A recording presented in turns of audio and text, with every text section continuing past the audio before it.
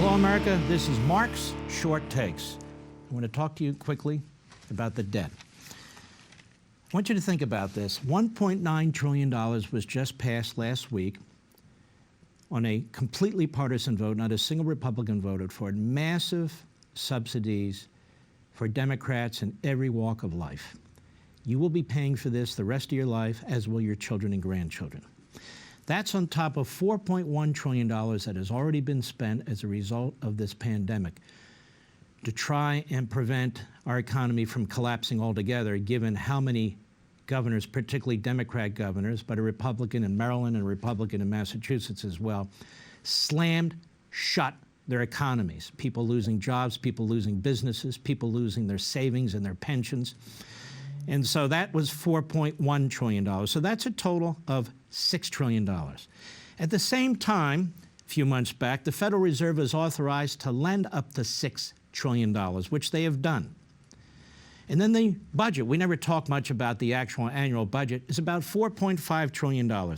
So in 1 year's time, or at most in 18 months' time, we have spent or have obligated for spending $16.5 trillion. $16.5 trillion. And what's coming next? $2 more trillion, we're told, in infrastructure. And the Republicans are saying that the Democrats are going to spend a tiny percentage on infrastructure and load it up with yet more new entitlements, new programs, new spending. On top of a $4.7 trillion budget the following year. So that'll be another almost $7 trillion. And they pretend they're going to pay for it. How are they going to pay for it? Massive tax increases on corporations, which means everything you buy is going to go up, which also means if they can't turn a profit, they're going to fire people.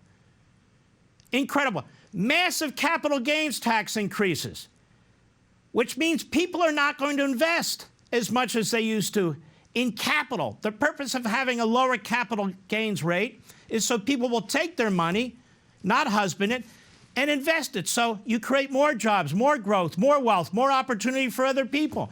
Moreover, money is like water. It goes where the gaps are. You're not required, if you're wealthy, to keep your money here. You're not required to keep your business here. What'll happen, we know from past, is that those things will go overseas. Over and over again. We learned the hard way as a result of the Democrat Party, don't we? Massive tax increases on the productive sector, massive tax increases on capital investment and research, massive redistribution of wealth to the lowest levels of our economy. This is how you destroy an economy. This is how you destroy opportunity and wealth. This is how you create massive inflation. We must stare this in the face, and we must continue to force and push our representatives to oppose this, not just for our sake, but our kids and our grandkids. This is Mark's Short Takes. Want to see more? Sign up for LevinTV.